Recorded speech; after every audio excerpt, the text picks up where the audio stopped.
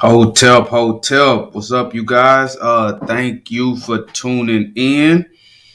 We're gonna be starting in just a second. Getting everything set up. I know y'all saw the title, so you already have a general idea of what we're going to be talking about. So we're not gonna waste any time getting into it. Okay, we're not gonna waste any time getting into it. Um, The topic for tonight is: was Jesus Christ a Pharisee and a Essene or a renegade? Examining his teachings. Now, I did cover this topic once before. Hold on just a second.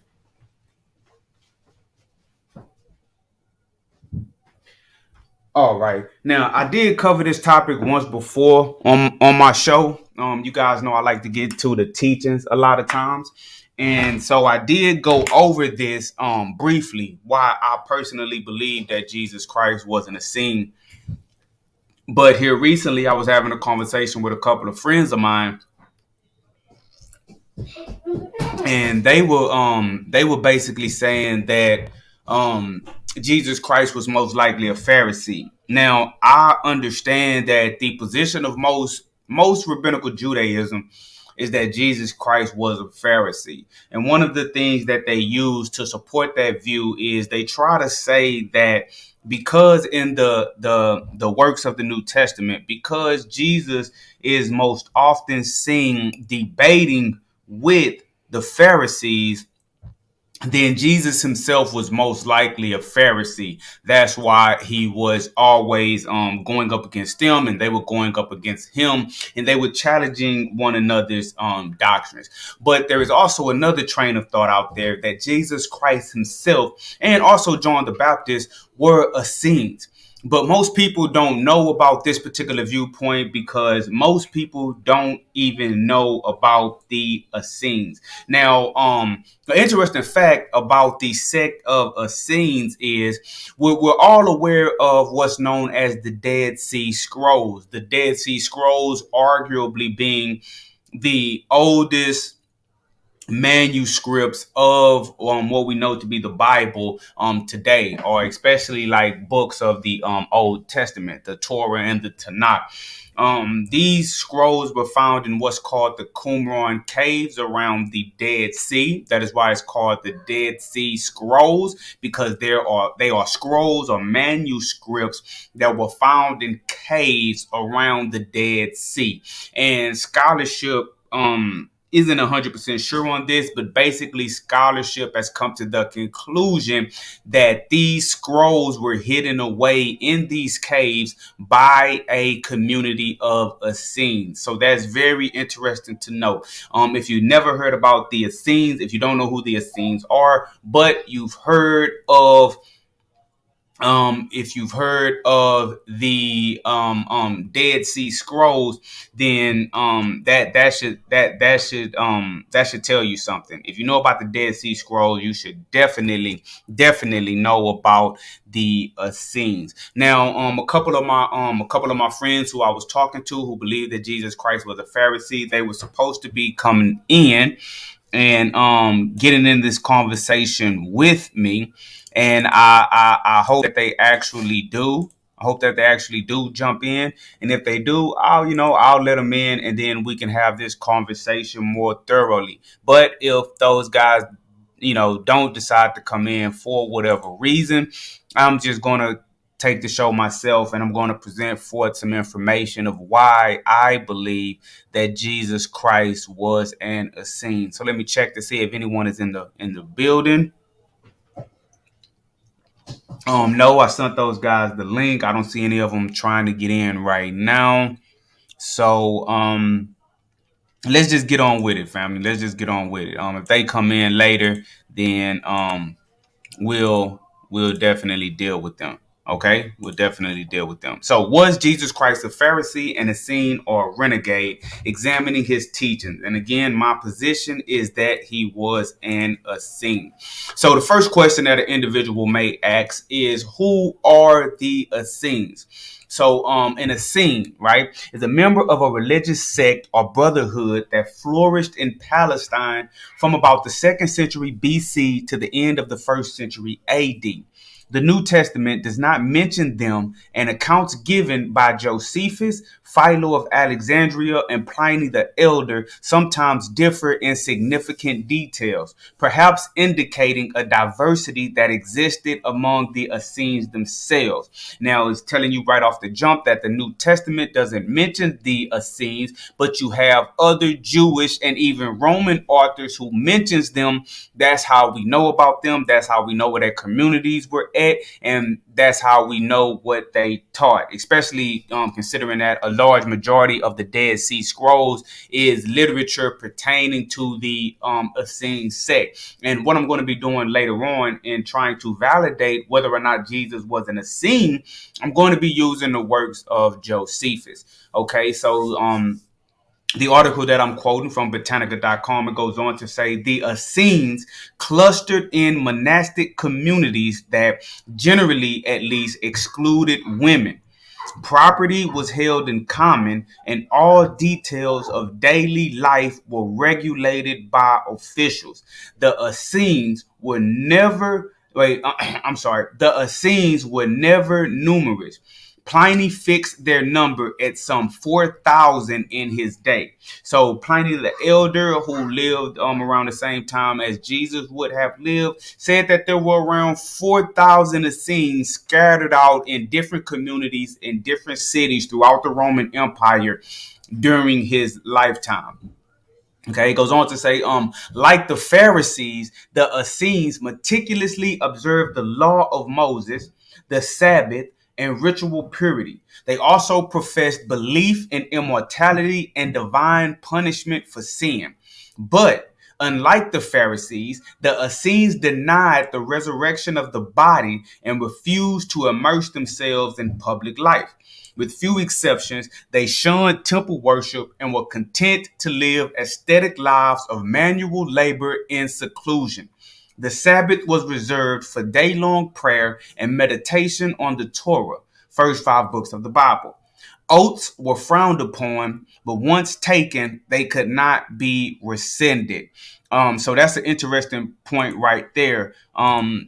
We see from this article that they're telling us that the Pharisees of the first century, they believed in a physical bodily resurrection, that one day the physical body of a human being would be resurrected from the dead unto new life to live again. Now, the specific aspects of how that new life would play out is different depending on the Jewish sect that you were talking to, or depending on the different person who's interpreting the Bible. But they believe that the body itself would physically get up and walk around. Okay, and the Essenes, although they believed in a resurrection, they believed that the resurrection would be more of a spiritual resurrection. That instead of the body itself getting up, the spirit that indwelled inside of an individual would actually be resurrected from the dead. So right there in this article about the Essenes, we can see why some people would lean more credibility to Jesus and his early disciples and the church, coming from the Pharisaic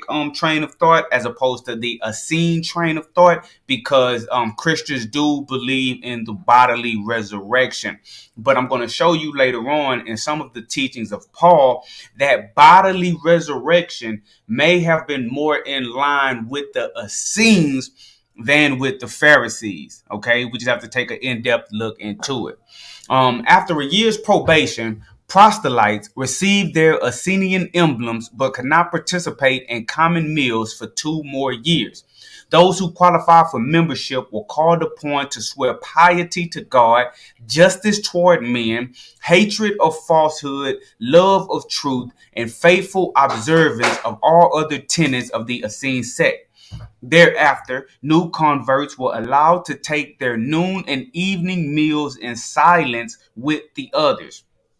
Following the discovery of the Dead Sea Scrolls, late 1940s and 1950s, in the vicinity of Khirbet Qumran, most scholars have agreed that the Qumran community was Essenian. And that goes back to what I was telling you guys earlier. If you know about the Dead Sea Scrolls, then you should know about the Essenes, because that literature, the scholars say now, and most scholars agree, that literature, the Dead Sea Scrolls, was created by the Essenes and stored away in those caves for us to now find.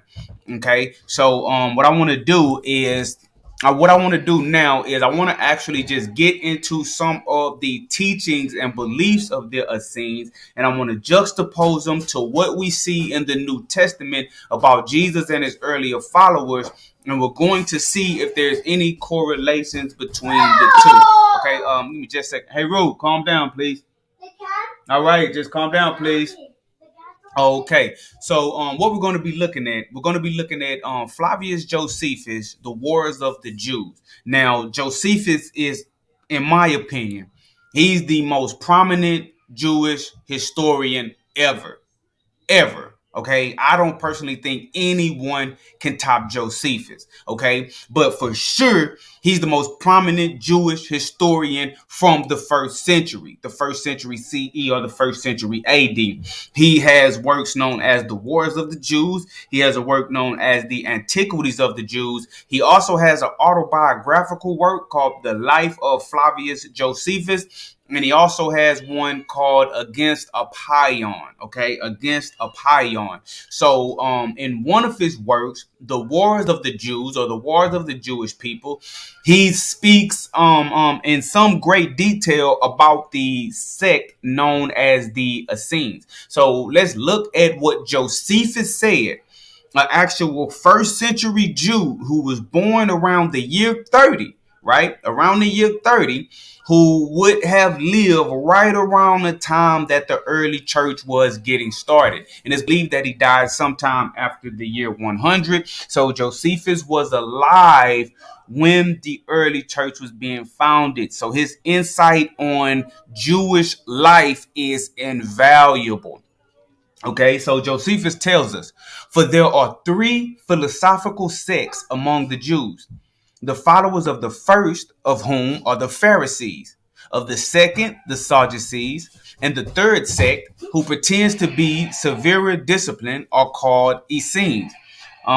Give me just one second. Let me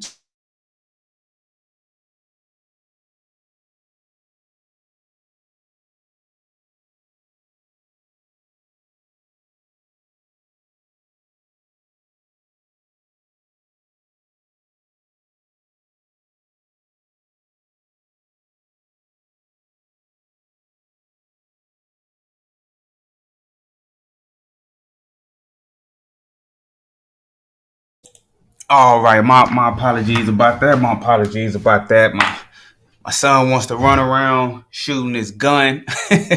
Y'all know how children are, man. He wants to run around shooting his gun, but I don't want that noise in the background to distract what I'm saying. So I asked him to stay in his room. Okay. Okay. So let's start over. So according to Josephus, Josephus says, for there are three philosophical sects among the Jews. The followers of the first of whom are the Pharisees. We know about the Pharisees. Of the second, the Sadducees. We know about the Sadducees. And the third sect, who pretends to be severer disciplined, are called Essenes. These last are Jews by birth and seem to have a greater affection for one another than the other sects have. These Essenes reject pleasures as an evil, but esteem continence and the conquest over our passions to be virtue. They neglect wedlock, but choose out other persons' children while they are pliable and fit for learning, and esteem them to be of their kindred, and form them according to their own manners. They do not absolutely deny the fitness of marriage and the succession of mankind thereby continued, but they guard against the lasciviousness behavior of women and are persuaded that none of them preserve their fidelity to one man.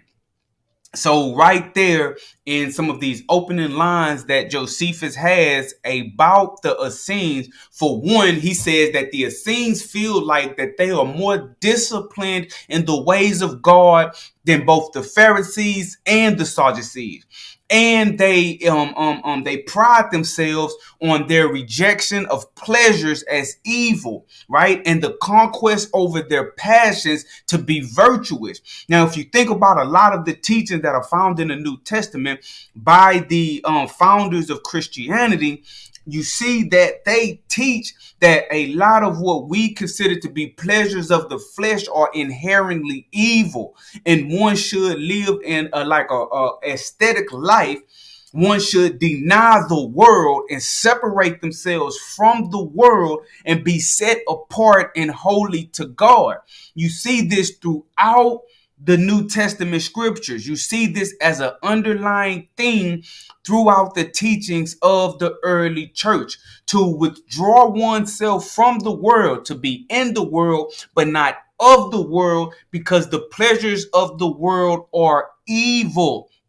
Okay, and the Essenes, they believe this to such a degree that they literally, in several instances, took themselves out of society, and they formed groups that lived on the outskirts of the cities where they wouldn't have to interact directly with the people, to where they could form their own congregations and devote themselves totally to their holiness. He goes on to say that they neglect wedlock but choose out other person's children while they are pliable and fit for learning, and esteem them to be of their own kindred. Okay, now this is interesting because there are teachings in the New Testament where you see it picked up on primarily by the Catholic Church. If you notice that within the Catholic Church, a lot of the priests, right, and a lot of the men who hold positions, they aren't married. They don't get married. Okay, and you would wonder, where do they get this idea to not be married? Well, there's a New Testament verse where Paul actually says that he isn't commanding that people don't get married. You can get married, because if you don't get married, of course, the human race will not be able to continue, because you will not continue to have children. But he wished that all leaders and teachers would be like him, unmarried. But it wasn't a command to not be married. So the Essenes and the early church held the same views or similar views on marriage. Okay, Josephus goes on to say that these men, the Essenes, these men are despisers of riches. Despisers of riches. Remember, Jesus taught that it is easier for a camel to go through the eye of a needle than it is for a rich man to get into the kingdom of heaven.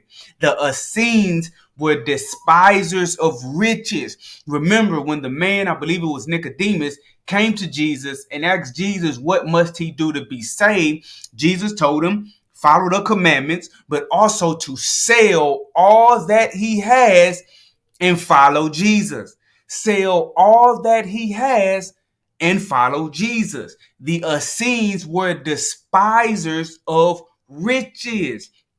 And even in Jesus' own teachings, he was against riches, because he taught that it is easier for a camel rather to go through the eye of a needle than it is for a rich man to enter into the kingdom of heaven. Josephus says these men are despisers of riches, and so very communicative, as raises our admiration. Nor is there any one to be found among them who hath more than another. For it is a law among them that those who come to them must let what they have be common to the whole order, insomuch that among them all there is no appearance of poverty or excess of riches, but everyone's possessions are intermingled with every other's possessions. And so there is, as it were, one patrimony among all the brethren. So what Josephus is explaining to us about the Essenes, they were so against riches that anyone who joined the Essene sect, right? It was a law among the Essenes that everything that you came into the sect with, you must equally distribute out throughout all of your brothers, and everyone would share everything the same. Basically, anyone who became an Essene, any of their property, any of their goods, it would all be put into one centralized location, and everyone would get from that pot as they have need. So one would have to ask the question, is there anything about Jesus' teachings or the teachings of the early church that are in line with these teachings of the of the Essenes? And in fact, there is. When you look at Acts 4:32 through 37, it reads, "And the multitude of them that believed were of one heart and of one soul. Neither said any of them that aught of the things which he possessed was his own, but they had all things common." Now, this is in reference to the early church. Okay, and I want you to think about how this sounds exactly like the law that was found amongst the Essenes. Verse 33 reads, "And with great power gave the apostles witness of the resurrection of the Lord Jesus, and great grace was upon them all. Neither was there any among them that lacked. For as many as were possessors of lands or houses sold them, and brought the prices of the things that were sold, and laid them down at the apostles' feet. And distribution was made unto every man according as he had need. And Joseph, who by the apostles was surnamed Barnabas, which is being interpreted the son of consolation, a Levite, and of the country of Cyprus, having land, sold it and brought the money and laid it at the apostles' feet." So we see in the book of Acts, they're clearly explaining that how the early church was set up. The early church was set up in a way that nobody had personal possessions, or nobody had a lot of personal possessions, because anyone who joined the early church, they were commanded to sell their possessions and bring everything that they had, all of their money, and lay it at the apostles' feet. And then everybody would be distributed things as they had need. Now tell me if that doesn't sound like the Essenes. Listen, "Nor is there any one of the Essenes to be found among them who had more than another.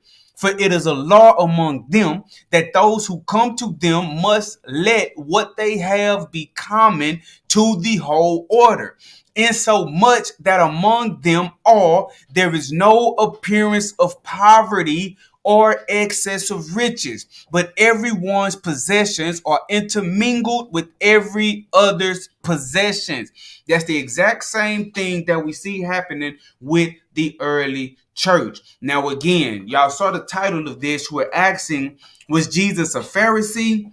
Was Jesus an Essene? Or was Jesus just a radical? We're going to look at the teaching. Now, as far as the Jesus being a Pharisee doctrine, I don't personally believe that. I had invited a couple of brothers on. They were supposed to be bringing the facts to show that Jesus was most likely a Pharisee. So I don't have anything queued up to prove or validate that. What I'm showing you is my position that Jesus was most likely an Essene. And when he founded the early church, his followers created the early church around the Essene way of life. Yes, it was updated because now it was the church, and now it was a new set of teachings. But the foundation, I don't believe the foundation was that of the Pharisees. I don't believe it was that of the Sadducees. I believe that the foundation was that of the Essenes. So let's look further at what Josephus tells us about the Essenes, and let's see if we can make more correlations. Okay, Josephus says, hold on just a second. Okay. Talking about the Essenes, Josephus says, "They have no certain city, but many of them dwell in every city. And if any of their sect come from other places, what they have lies open for them, just as if it were their own. And they go into such as they never knew before, as if they had been ever so long acquainted with them. Think about that. They have no certain city, but many of them dwell in every city. So Josephus is saying that there was no one sect of Essenes. There were different sects of Essenes in every city. They were in multiple locations. Now, what do you think when you think about the early church? Just think about the New Testament for a second. Think about the books of the New Testament for a second. Where was the early church? Was the early church in one location, or were there multiple churches in multiple cities? Okay, in the New Testament, you have the book of Romans, you have First and Second Corinthians, you have the book of Ephesians, you have the book of Philippians, you have the book of Galatians, you have the book of Colossians. These epistles, these letters, these churches were in cities. So if you have the epistle to the church at Ephesus, right? You have a city called Ephesus, and you had a group of believers there who were the church. In Corinth, if you look in the Bible and you see First and Second Corinthians, that's because in the city of Corinth, you had a group of believers. If you have a letter to Romans, the letter Romans, the book of Romans, you had a church group in Romans. You had a church group in Galatia. You had a church group in multiple cities throughout the Roman Empire.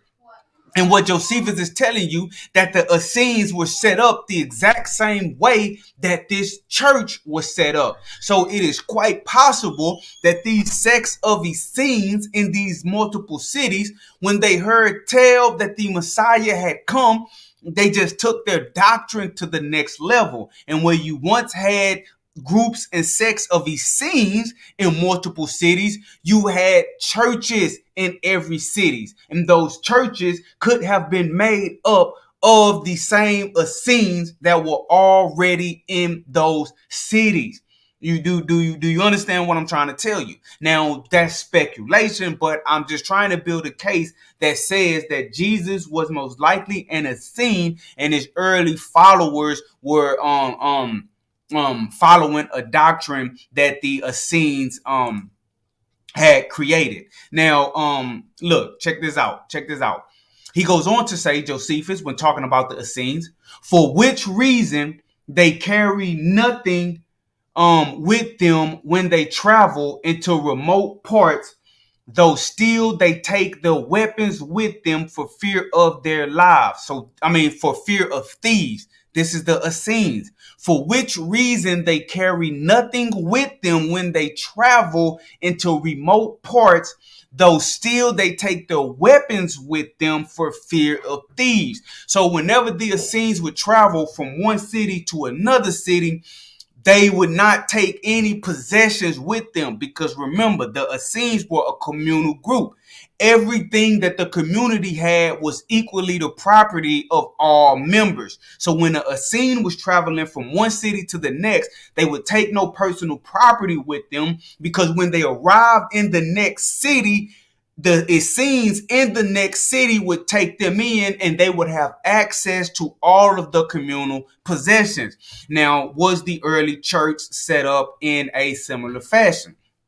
If you look at Luke 9, verse 1 through 4, it says, then he called his 12 disciples together and gave them power and authority over all devils and to cure diseases. And he sent them to preach the kingdom of God and to heal the sick. Now look what Jesus says here. And he said unto them, take nothing for your journey, neither staves, nor scrip, nor bread, neither money, neither have two coats apiece. And whatsoever house ye enter into, there abide, and thence depart. So one of the key teachings of Jesus, when he was sending his apostles and his disciples out on their missions, he told them, don't take anything with you on your journey. But whenever you get to the next city to spread the message, whatever house that you go into, enter into that house and there abide. And obviously, their needs would be met inside of that house. So Jesus taught his disciples, when you travel from city to city, take nothing with you. But when you get to the place that you're going, everything will be provided for you, right? Everything will be provided for you. Again, the Essenes, for which reason they carry nothing with them when they travel into remote parts. What reason? Because there were Essenes in multiple cities. So an argument can be made that Jesus was actually a member of the Essene sect, because the Essenes were actually looking for a Messiah. Him, Jesus, and his followers believed that he was this Messiah. And when they began to create and found the early church, a lot of the initial Jews that they were converting with this messianic doctrine were the sect of the Essenes. And you still have Pharisees and Sadducees and other Jews who did not believe that Jesus was the Messiah and who were adamantly against the church. But obviously, some Jews bought into it. The Jews that bought into it very well could have been the Essenes. Look what else Josephus tells us about the Essenes. He says, accordingly, there is in every city where they live, where the Essenes live, one appointed particularly to take care of strangers and provide garments and other necessaries for them. But the habit and management of their bodies are such as children use, who are in fear of their masters. So listen, in every city where there was a group of Essenes, there was a particular person appointed to take care of strangers coming from other cities and to provide garments and other necessities. That's why the Essenes did not need to take anything with them, because when they got to the next city, there was someone specifically appointed by the group to take care of strangers. Again, Jesus told his disciples, take nothing with you, but the house that you go into when you reach the new city, there abide, and everything will be provided for you. But I want to go a little deeper, and we're going to look into the biblical narrative, and I want to show you guys that with the early church, it appears that they had someone specifically appointed to take care of strangers, just like the Essenes had someone particularly appointed to take care of strangers. Look at this, family. In Luke 22, 7 through 13, it says, then came the day of unleavened bread, when the Passover must be killed. And he sent Peter and John, saying, go and prepare us the Passover, that we may eat. And they said unto him, the disciples saying unto Jesus, where wilt thou that we prepare? So Jesus is telling them to go somewhere and prepare the Passover. And they're saying, okay, Jesus, where are we supposed to prepare this Passover? Now, Jesus, who I'm assuming is an Essene, look what he tells his followers. And he said unto them, and Jesus said unto them, behold, when ye are entered into the city, there shall a man meet you bearing a pitcher of water. Follow him into the house wherein he entereth in. And ye shall say unto the good man of the house, the master saith unto thee, where is the guest chamber where I shall eat the Passover with my disciples? And he shall show you a large upper room furnished. There make ready. And they went and found as he had said unto them, and they made ready the Passover. So Jesus is telling his disciples to go get ready for the Passover. The disciples are saying, okay, where are we supposed to be preparing this Passover? Jesus, who seems to be the Essene, not the disciples, he is recruiting them. Jesus seems to tell them, listen, whenever you enter into the city, a man shall meet you bearing a pitcher of water. Follow him into wherever house he entered. Then Jesus gives them a cryptic message to give to him. Jesus says in verse 11, and ye shall say unto the good man of the house, the master saith unto thee, Where is the guest chamber where I shall eat the Passover with my disciples? Now, if anybody is familiar with the Dead Sea Scrolls, you will know that the Dead Sea Scrolls is not only biblical text. A vast majority of the Dead Sea Scrolls is information about how the Essenes live in the hierarchy. So when Jesus is telling his disciples to tell the man that the master saith unto thee, where is the guest chamber? That man, if he was an Essene, when he heard that the master say it, he would understand that the master is someone who is in charge of a sect of Essenes, a group of Essenes in a particular place. And so the man that leads them to the house, he is going to understand based on what they say and how they say it, the cryptic message that, okay, these people are Essenes. They are part of the group. They are part of the brethren, and he will bring them in and he will give them anything that they want. How does Jesus know in verse 12 that he will show them a large upper room furnished? They'll make ready. How does Jesus know this? I know they would like to tell you that Jesus was using his powers to peer into the future or to peer through the veil and look into another city and see this magical man with a picture and see his house and see his large upper room. But it makes more sense that the man who the Essenes had gave charge to take care of strangers, all of them had a large upper room in their house where the strangers could abide. Let's go back. Look what Josephus says. Accordingly, there is, now this is talking about the Essenes. Remember, accordingly, there is in every city where they, the Essenes, live, one appointed particularly to take care of strangers and provide garments and other necessaries for them. So Essene culture made sure that there was one person in every city appointed to take care of the strangers. And when Jesus told his disciples to go prepare the Passover, and they asked him, where are we supposed to do this? Jesus said, verse 10, and he said unto them, behold, when ye are entered into the city, there shall a man meet you bearing a pitcher of water. Why would he be bearing a pitcher of water? Because a lot of these journeys were made on foot, or sometimes they rode on burdens, beast of burden. I apologize, but the journeys were hard. And so if someone was walking from one city to the next, somebody meeting a man with a pitcher of water would be real advantageous. So again, we're seeing similarities with the practices of the Essenes with Jesus and with his early followers. Okay. Give me just a second. I'm going to see if any of those brothers are ready to jump in. I think I see him. Okay. What's up, Rick? My bad, man. How long you been there, brother? I don't know if you're trying to talk, but you muted, Rick.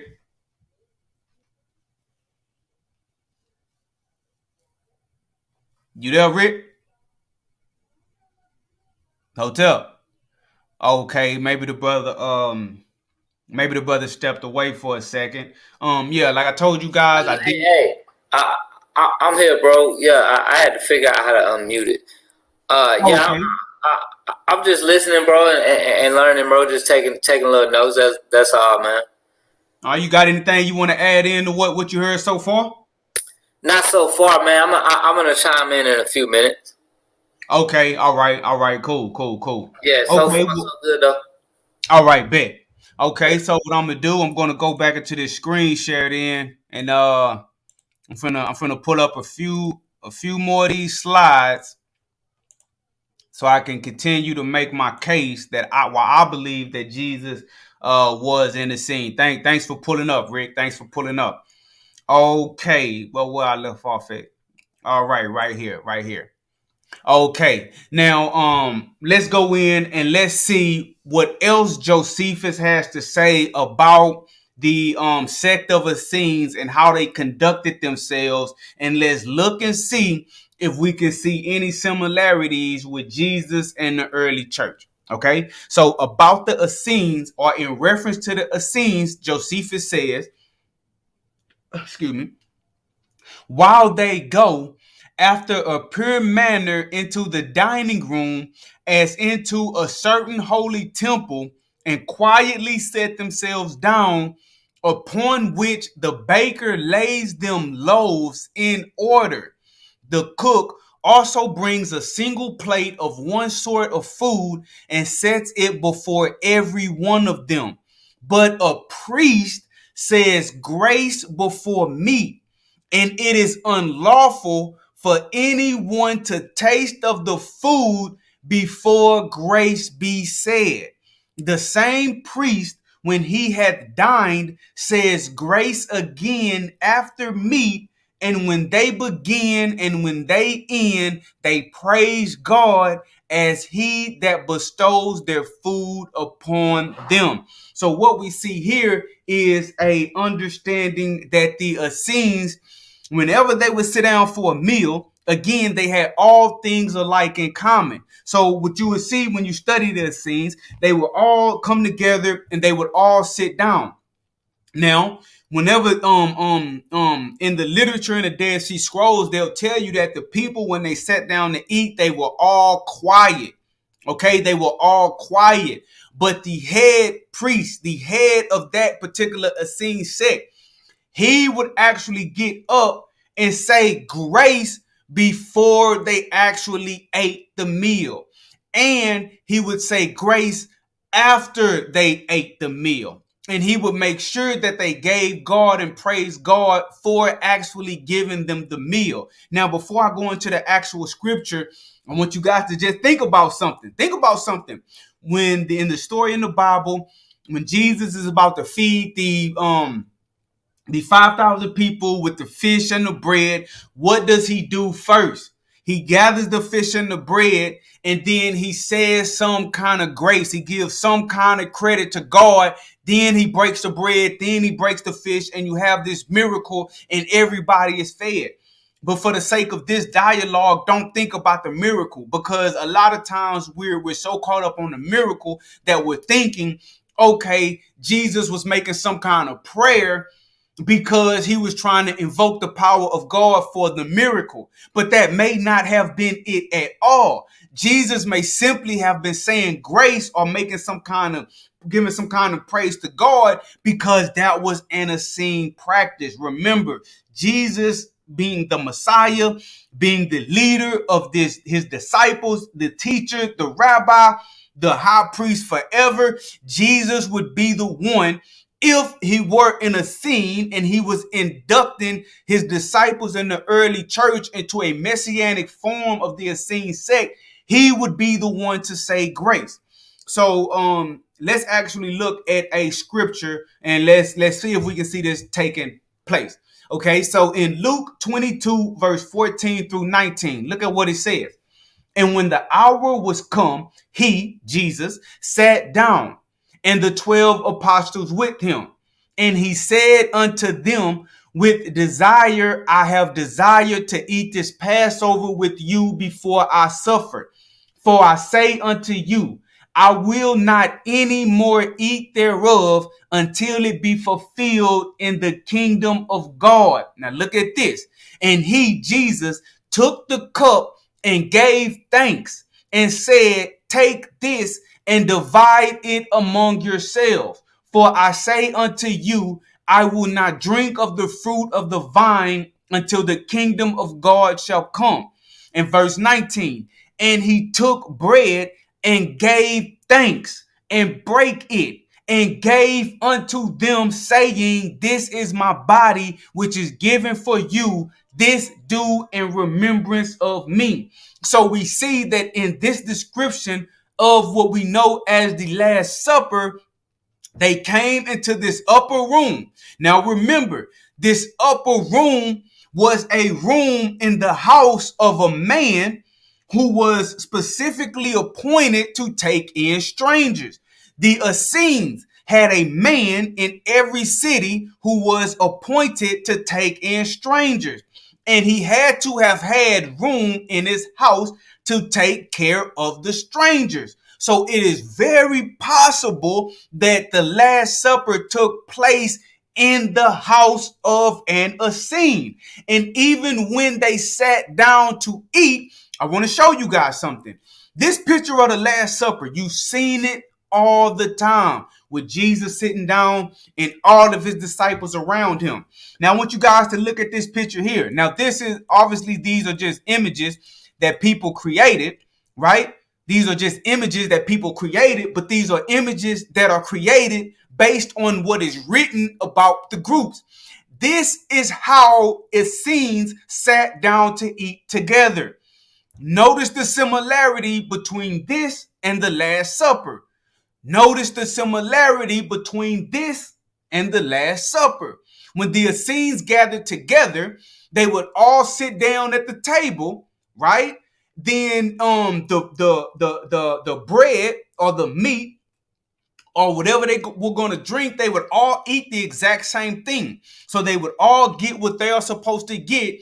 And then the leader, the priest, the master, the teacher, whoever is the head guy that is in charge, he would give grace and thanks to God before the others ate. That is what this scene right here is depicting. It is depicting Essenes saying grace and giving grace before they ate, before they sat down for a meal. And you can see that symbolically recreated in the image that we know of the Last Supper. All of the disciples sat down with Jesus. Jesus gave thanks. They all got the same food, the same bread, the same wine. Jesus gave thanks, right? He said grace before they actually ate. And Jesus, being the high priest, would have been the one to do this part, to actually do this part of the ceremony. So again, some of the things that we're seeing play out in the life of Jesus and in the teachings of Jesus are actually, in my opinion, continuations of Essene thought and Essene way of life. Let's go a little further. When speaking of the Essenes, Josephus also said in Wars of the Jews, they, the Essenes, are eminent for fidelity and are the ministers of peace. Stop right there. They are the ministers of peace. Remember, Jesus' Sermon on the Mount, what was it? Blessed are the peacemakers, for theirs is the kingdom of God. Blessed are the humble in spirit. Blessed are the meek, for they will inherit the earth. Turn the other cheek. Jesus taught if someone smacks you on your left cheek, give him your right cheek. If someone takes your shirt, give him your jacket as well. And I'm paraphrasing, obviously. But the whole message of Jesus was a peaceful message. That's why people, you will notice a lot of individuals who adhere to Judaism today, they will say that Jesus couldn't have been the Messiah because the Messiah was really supposed to come and lay siege. He was supposed to be a warrior. He was supposed to come and do battle with the enemies, with the wicked ones. And Jesus, they try to paint the picture of Jesus like he was weak because he was a peaceful person. But remember, Jesus literally taught, blessed are the peacemakers. And Josephus is telling us that the Essenes are eminent for fidelity. They are well known for fidelity. And they are the ministers of, They are the ministers of peace. The ministers of peace. The whole New Testament doctrine is about peace. Anyone who goes on a war campaign in the name of Christianity, what do they always say? Oh, that's not a real Christian. Because they know inherently in the teachings of Christianity, it's the teachings of peace. Well, guess what? That was the same teachings of the Essenes. But let's go a little further. What else does Josephus tell us about the Essenes? He says, and this gonna be a good one. Whatsoever they say, the Essenes, also is firmer than an oath. Whatever they say is firmer than an oath, but swearing is avoided by them, and they esteem it worse than perjury. For they say that he who cannot be believed without swearing by God is already condemned. Now, yes, there will be some underlying themes here that are replete throughout a Jewish understanding, because the Essenes were Jews and they read the law of Moses. So yes, but I want you to pay attention to the sect of Essenes specifically. They felt like their word was born. They needed no oath, right? And whatever they said was firmer than anybody else saying based on an oath, because they were men of their word. And they avoided swearing. They avoided taking oaths, because they said, if you can't be believed without swearing on God, then you already condemned. Now, let's see if there are any teachers of Jesus that are in line with this fundamental Essene concept. Matthew 5, verse 33 through 37. It reads, again, now this is Jesus talking, who I'm saying was most likely an Essene. Again, ye have heard that it hath been said by them of old time, thou shalt not forswear thyself, but shall perform unto the Lord thine oath. He's saying that's what they've been saying. You can't forswear yourself, but you should perform unto the Lord your oaths.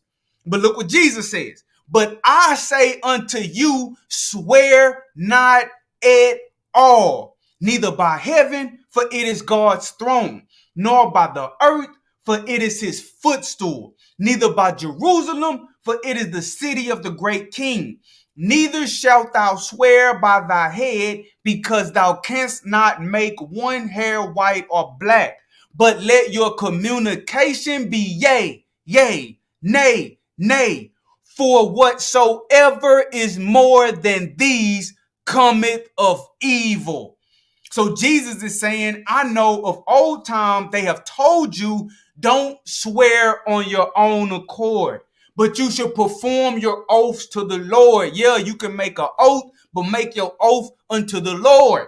And Jesus is saying, but I'm saying to you today in my time, swear not at all, neither by heaven, neither by earth, neither by Jerusalem, neither by the hairs on your head. Let your communication be yea, yea, nay, nay, for whatsoever is more than these cometh of evil. If you have to swear on anything, it cometh from evil. Where is Jesus getting this teaching from? Why is Jesus saying that you have heard of old time it said this, but now I'm telling you this? Why is he saying that? Josephus says of the Essenes, whatsoever they say also is firmer than an oath, but swearing is avoided by them, and they esteem it worse than perjury. For they say that he who cannot be believed without swearing by God is already condemned. So what Jesus is actually giving you guys right here is an Essene teaching. When he tell you, let your communication be yea, yea, nay, nay, and whatsoever is more than these cometh of evil, what he's doing is he's introducing the regular society into the teachings of the Essenes. Okay, and there's a lot of information out there that based on how John the Baptist lived, that John the Baptist was most likely an Essene, right? And when you have these areas, and it's hard to pin down, but when you have these areas of these missing years of Jesus, it's quite possible that Jesus was living off the grid in an Essene community, family, in an Essene community. But like I say, I'm not here to prove it's one way or the other. I just want to show you some interesting bits of information. Right now, watch this. Now, check this out. I was having a conversation the other day with a couple of my buddies, and they were talking about how the Christians, it's the thing about like Christian martyrs, right? Christians being willing to die and be tortured for their belief in Jesus and for their faith. And one of my Hebrew brothers, he was saying, was this concept of being a martyr, was this new? Like, did this come in with Christianity, right? Now, listen to this. This is what Flavius Josephus says about the Essenes. I want y'all to listen to this good. He says, and as for death, if it will be for their glory, this is about Essenes, not Christians. Let me start over. This is about Essenes and not Christians. And as for death, if it will be for their glory, they esteem it better than living always. And indeed, our war with the Romans gave abundant evidences what great souls they had in their trials, wherein, although they were tortured and distorted, burnt and torn to pieces, and went through all kinds of instruments of torture, that they might be forced either to blaspheme their legislator or to eat what was forbidden them, yet could they not be made to do either of them. Stop right there, family. When he's talking about the war with the Romans, see, Josephus actually lived through the war with the Romans that saw the temple destroyed in around 70 AD at the hands of the Roman Emperor Vespasian, right? And he lived after that. He even lived through the reign of Titus and through the reign of Vespasian, and he died sometime after the year 100. So think about it. You always hear about Christians being tortured, Christians being burned at the stake, Christians being torn to pieces by wild beasts, and Christians being handed over to all instruments of torture to make them blaspheme what they believe in, right? And to make them eat things that are forbidden for them to eat, right? But did you know that in the exact same time period, when they're telling you that this was happening to Christians, which I believe it was, Josephus is saying this was happening to Essenes as well. The Essenes were already on the record that they thought it was better to die for glory than to live. They didn't care about that. They thought it was a good thing. Just like how Christians will tell you that the early Christian martyrs, they thought that it was like a badge of honor to be crucified like Christ. They thought it was a badge of honor to be martyred. If they could die for their belief in Christ, they were doing a noble thing. And my Hebrew brother was asking me, where did the Christians get this concept that it was a noble thing to become a martyr? Well, I can't say 100%, but I can say that the Essenes, the Jewish sect of Essenes, held this belief before there was a Christian on the planet. And when Josephus describes what happened to the Essenes, it sounds like the Christians. Look what else he goes on to say. He says, nor wants to flatter their tormentors, nor to shed a tear, but they smiled in their very pains and laughed those to scorn who inflicted their torments upon them, and resigned up their souls with great alacrity, as expecting to receive them again. So what Josephus is saying, that Essenes did not mind being martyred for what they believed in, because they believed in the resurrection of the soul. They believed that they would live again. And when you talk about Christians, Christians didn't mind being martyred for the belief, because they believed in the resurrection. They believed that they would literally live again. Okay? And so it is the same concept. And I'm of the belief that you got scenes like this, Christians being tortured, tormented, murdered in the gladiator games, and they did it all with a smile on their face. They welcomed the abuse because they believed in the resurrection, because they believed that the Messiah had come. I believe it is a direct result of the Essenes being willing to be martyred for their own beliefs. You see so much of the Essene doctrine and way of life transferring into Christianity. But the Essenes, and get this, the Essenes were looking for a Messiah. It's all throughout the writings that were found in the Qumran cave. So if the Essenes were looking for a Messiah, Jesus comes, claims to be the Messiah. He converts Jews, converts some Gentiles, converts some Essenes. They tell the Essenes, look, the Messiah has come. These Essenes in various cities become the foundations of the churches in various cities, and they continue to be willing to suffer just like they have always been willing to suffer. So scenes like this, those could just as easily be Essenes in those positions, and you would get the exact same results. Okay. Now before I go on, I do have somebody in the building with me. Let me if he wants to come in and say anything. Yeah. Rick, you got anything that you want to say, brother, or just you want me to keep going?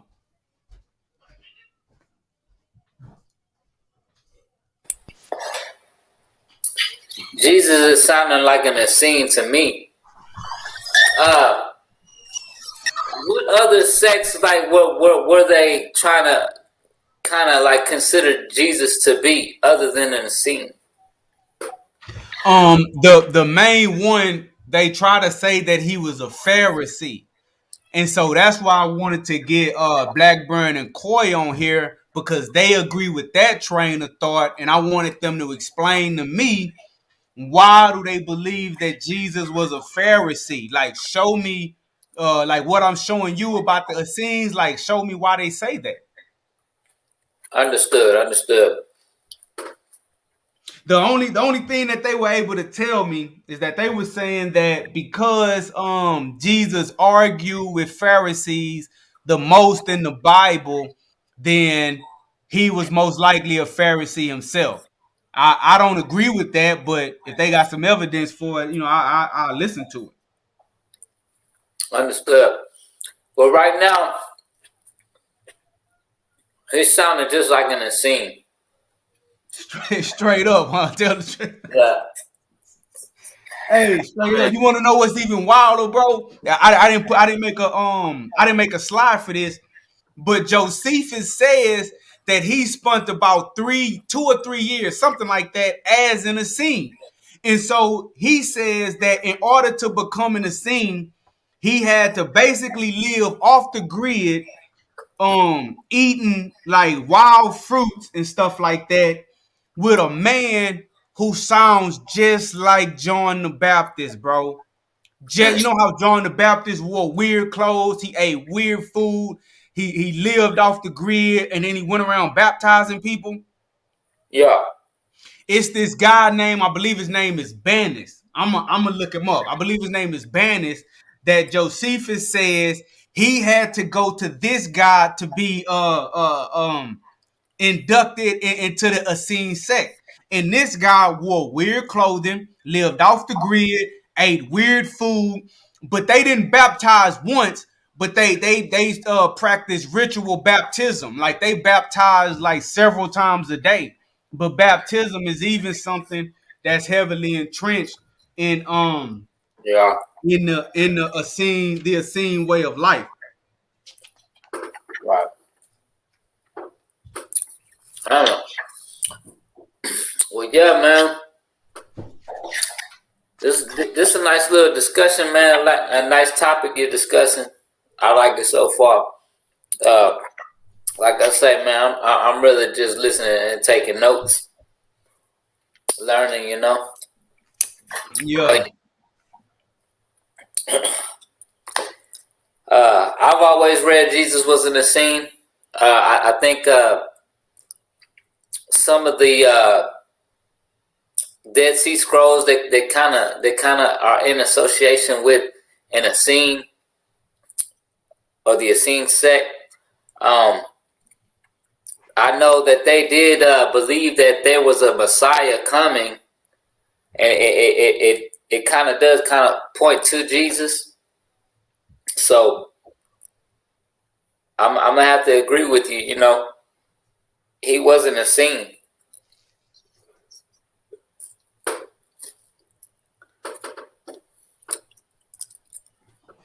Yeah.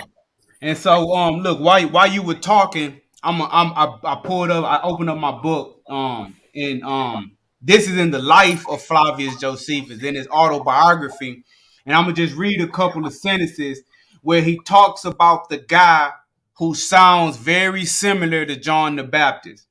So you can kind of see what I'm saying. So Josephus says, um, when I was 16 years old, I had a mind to make trial of the several sects that were among us. These sects are three. The first is that of the Pharisees, the second that of the Sadducees, and the third that of the Essenes, as we have frequently told you. For I thought that by means of this I might choose the best, if I were once acquainted with them all. So I contented myself with hard fare and underwent great difficulties and went through them all.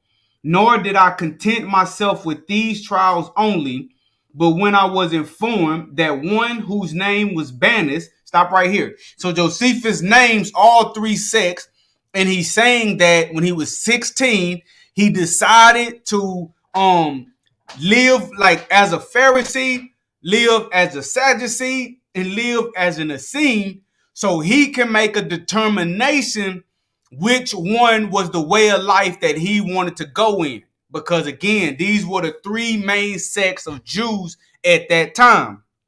And so when speaking about his time as an Essene, he says, I was informed that one whose name was Banners lived in the desert and used no other clothing than grew upon trees, and had no other food than what grew of its own accord, and bathed himself in cold water frequently, both night and day, in order to preserve his chastity. I imitated him in those things and continued with him 3 years.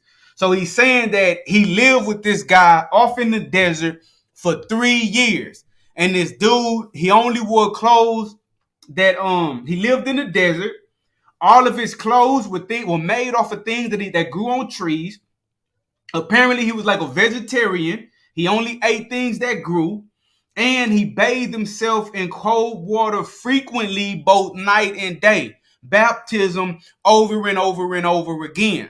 And so we see Josephus saying that he lived with this guy for 3 years to experience that particular way of life. Now, my boy Ricky, he kind of dropped off. I'm gonna see if he's gonna try to get back in. I can let him back in the building. But yeah. So if anybody who's just tuning in, we're talking about, was Jesus a Pharisee? Was Jesus an Essene? Or was Jesus just a radical? Now, my position is that Jesus was an Essene, and when he went out and gathered his disciples, he was teaching them a modified version of the Essene teachings. And also the early church, a lot of their structure was founded on not simply a messianic version of Judaism, but a messianic version of Essene life.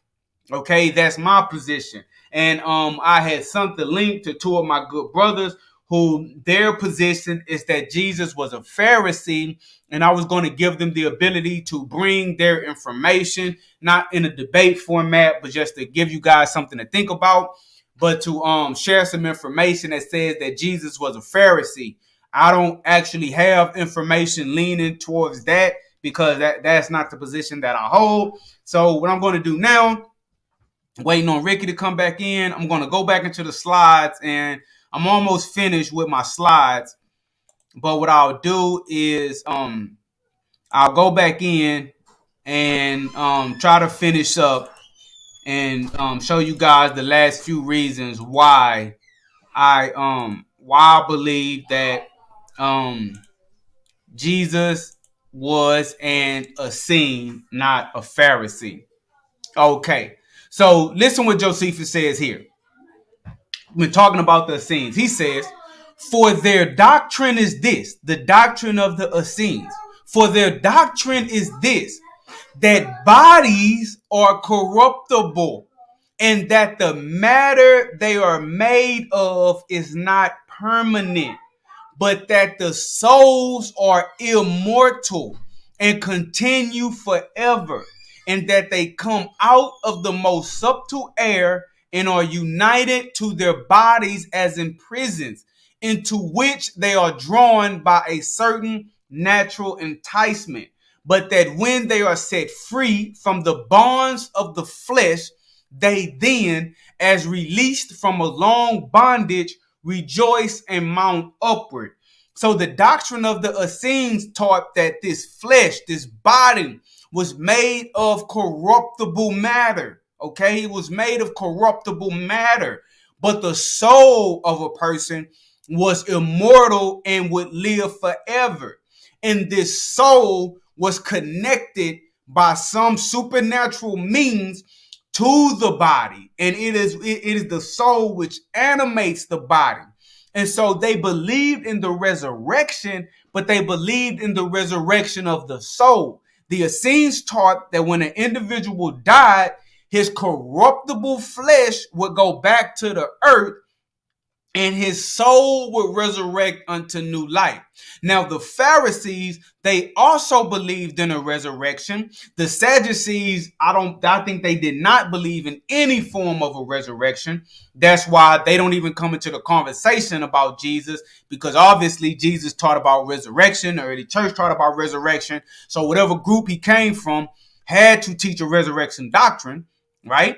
But the Pharisees, they taught that the body itself would be resurrected from the dead.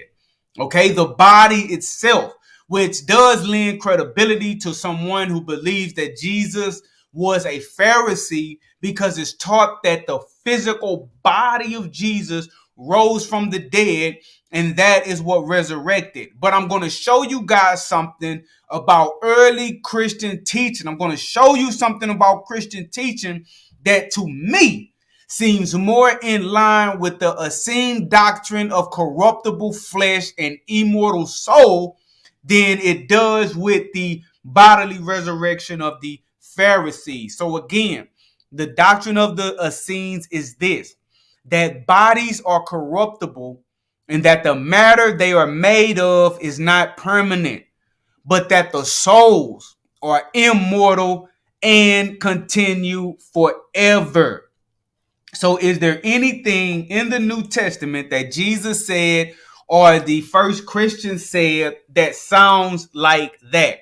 And indeed, when Paul wrote the letter to the church in Corinth, in 1 Corinthians, his first epistle to the church in Corinth, he says this in chapter 15, verse 51 through 54. He says, behold, I show you a mystery. We shall not all sleep, but we shall all be changed in a moment, in the twinkling of an eye, at the last trump. For the trumpet shall sound, and the dead shall be raised incorruptible, and we shall be changed. Listen to this. For this corruptible must put on incorruption, and this mortal must put on immortality.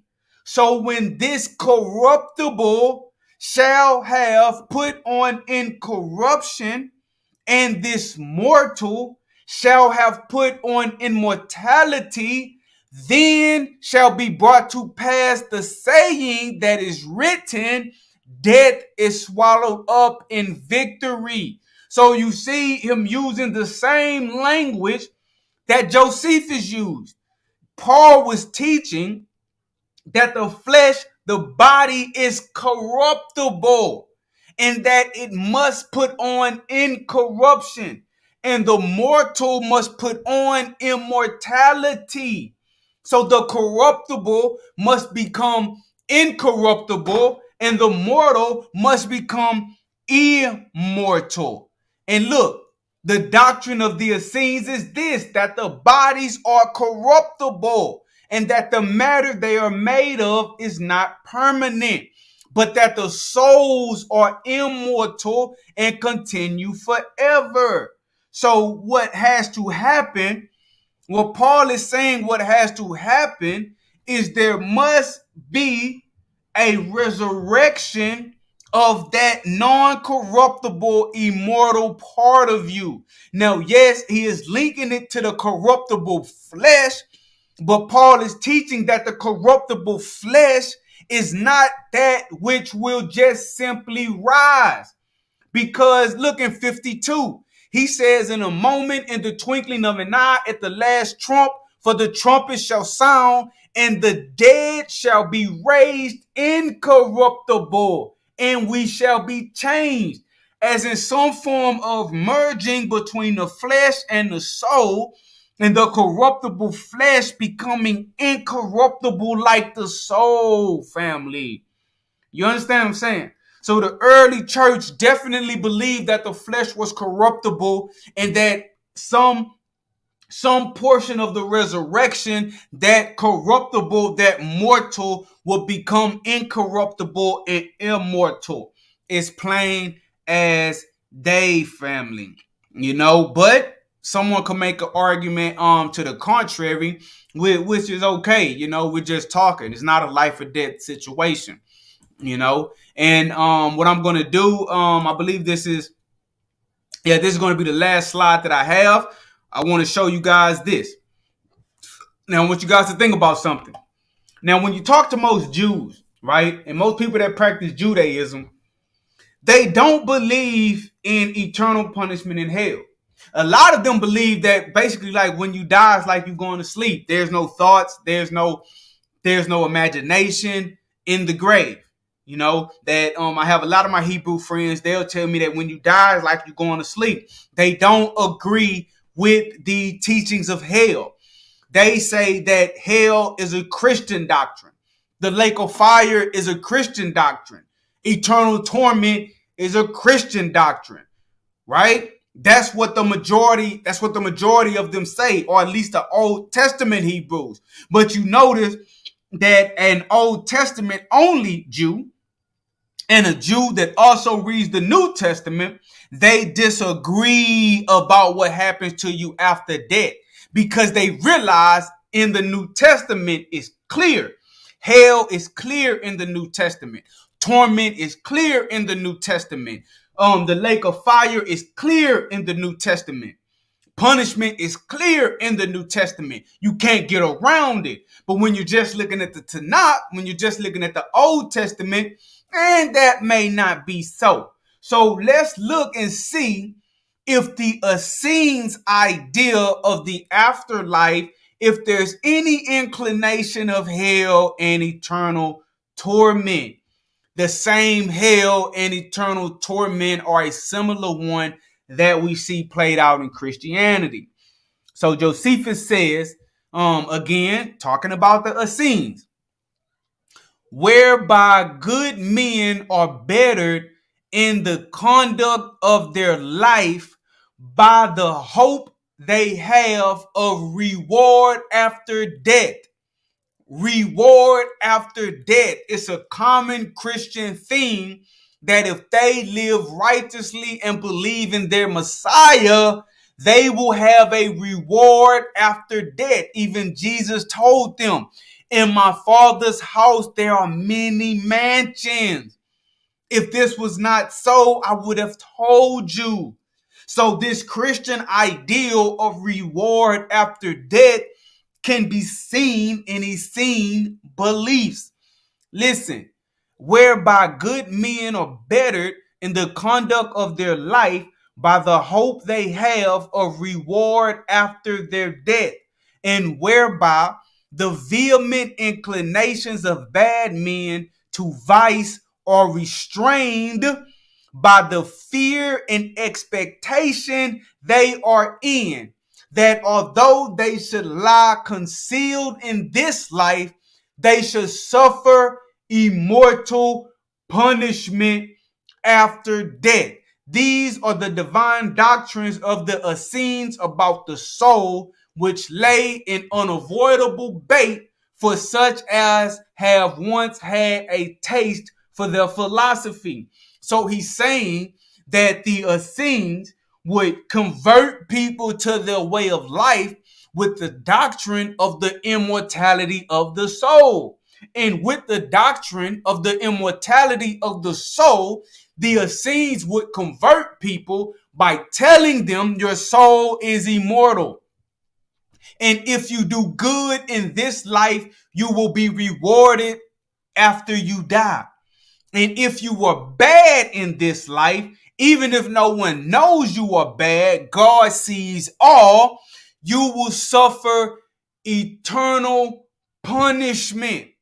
So the Essene doctrine was an immortal soul that after death would be resurrected either to reward, eternal reward, or eternal punishment.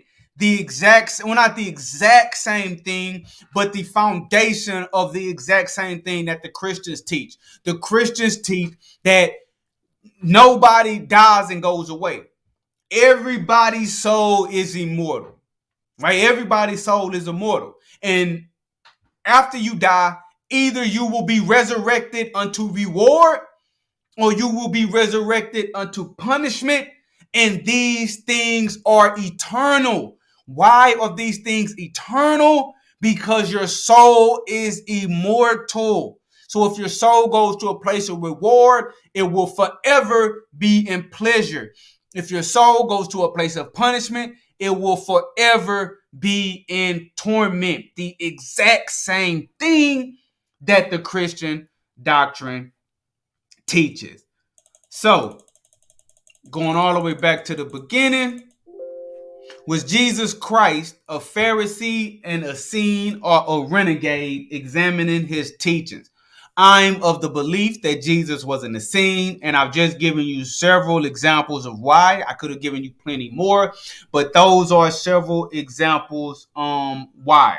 I wish my brothers who believe that Jesus was a Pharisee would have been able to come on the show and share with us why. I would have loved to see why they believe that, but unfortunately they were not able to come on, so we have to leave that where it's at. But before I go, family, as always, you guys know I am an author. I've written 2 urban fiction novels, and I've written 1 autobiographical text. The main one that I'm promoting right now is my urban fiction novel, Suicide Note. If you look in the description of this video, you can see a summary of the book. So check out the description before you leave. Read the description of my urban fiction novel, Suicide Note. If you like it, go ahead and order it. Now, it is available on the website that is going across your screen, dandyandbigherm.com. That's only if you want to, if you want a signed copy, you can request one there. And obviously you get free shipping there as well. But it's also sold on various other platforms. Okay, my novel Suicide Note by Matthew Daniels. Type that in on Amazon, Walmart.com, BarnesandNobles.com, almost any online website that sells books, and you can get it. Also have the ebook version available on Amazon.com for 99 cents. Just type in Suicide Note by Matthew Daniels. It's a great read. Check out the synopsis. Check out some of the reviews on Amazon. If you get it, I know you guys are going to love it. You can always show your support like that by helping me get my book sales up. So go and check out Suicide Note by Matthew Daniels. I appreciate it. So, was Jesus Christ a Pharisee, an Essene, or a radical? My belief is that he's an Essene, and I've gave you my reasons why. Make sure you like, share, and subscribe. Thank you guys for tuning in. This your brother, Matthew Daniels, a.k.a. Ampu, a.k.a. The Chosen Few, a.k.a. The Real Bookworm. I'm not a bookworm world. I'm the real bookworm. Make sure you get it right. And as always, may your name live on forever, and may your memory never die. Hotel.